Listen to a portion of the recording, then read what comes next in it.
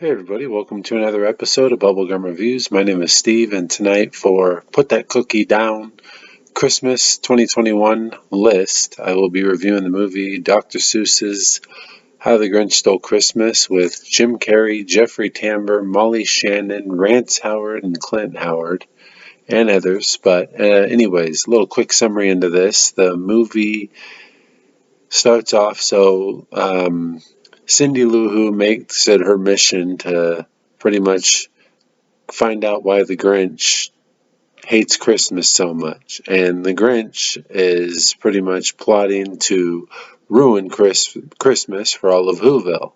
So, anyways, this movie I've seen probably the past 5 or 6 Christmases. I think it's been about that many. I'm pretty sure I saw it in theaters too, actually. But anyways, so first things first, Jim Carrey is the star of the show in this one, and he makes me laugh throughout the movie. I still enjoy this just as much as I did the first time. Well, maybe not as much as the first, but I still do enjoy it relatively enough to continue watching it. Um, we also have in this movie as the narrator Anthony Hopkins, and he does a really good job as a narrator. A lot better than Ron Howard did in Arrested Development. I couldn't stand that. But anyways, Anthony Hopkins did a really good job as narrator. And excuse me.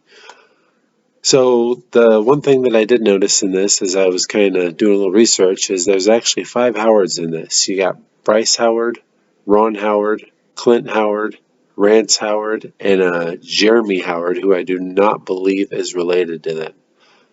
4 of them are acting and 1 of them's directing. But yeah, like that's he brought in the whole family for this one.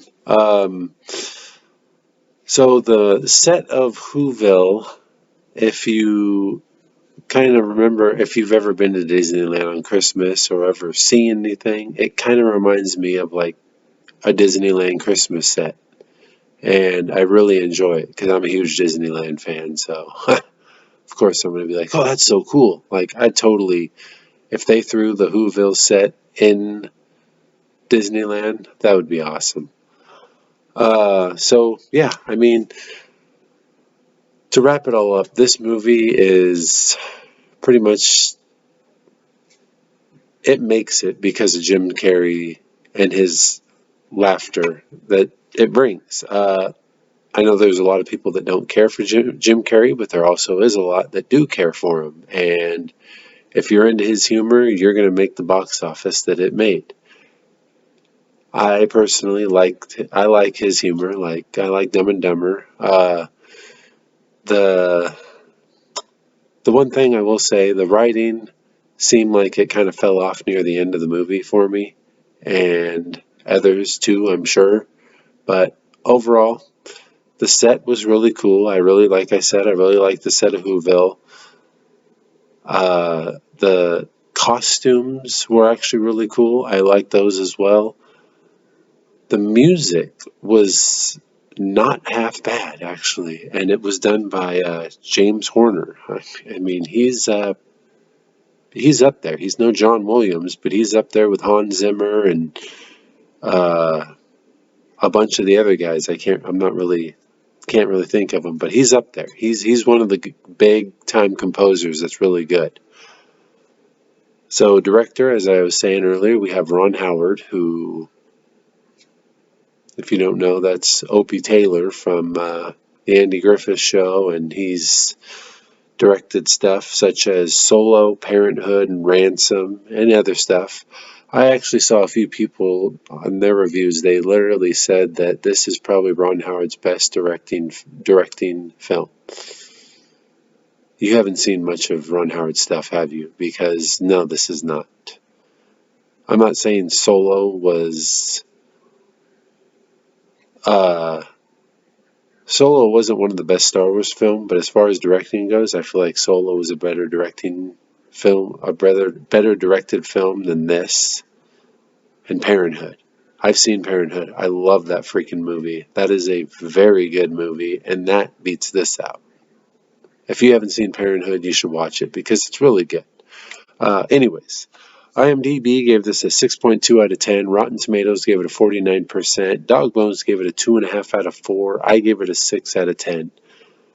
As I said, 6 out of 10 still survives enough for me to keep the movie. Unfortunately, it's one that I threw the case away. And yeah, I regret that. But anyways, box office, 345.1 million on a budget of 123 million, so it makes out a nice $222.1 million profit. That is not half bad. I mean, what's this, 2000 Christmas movie in 2000? Yeah, this was going to make some money. As I also said, music by James Horner, who's also done stuff such as Braveheart. Like, come on, really? That's an amazing movie. And the soundtrack is also freaking amazing. Enemy at the Gates, that's an amazing movie as well. And 48 Hours, that soundtrack is actually one that's very off the map, but also very well done. So if you haven't check out the OST by James Horner for 48 Hours. I really like it. This movie won an Oscar, and so a little interesting fact in this one is, so the Grinch's suit was literally a green spandex suit with yak hair glued all over it and dyed green. I bet he was like probably itching pretty bad with that thing, and it probably really bugged him wearing that suit. But anyways, yeah, as I said, this is another one of the Christmas movies, so stay tuned. Up next, I have Christmas with the Cranks will be coming up next.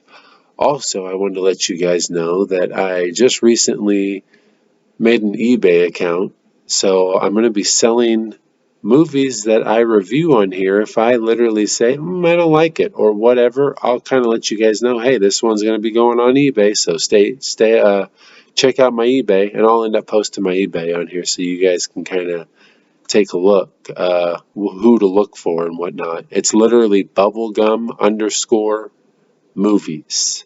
So it's got the same. It's got a bubblegum review picture for my picture and everything like that. So yeah, just take a look for that.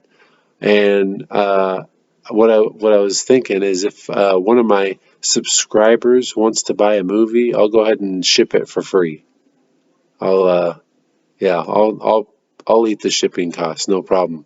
So yeah, unless you're local, then we'll work something out that way. But yeah, anyways, like and subscribe. You guys have a good night, and check out my Letterboxd. All right, you guys, I'll see you next time.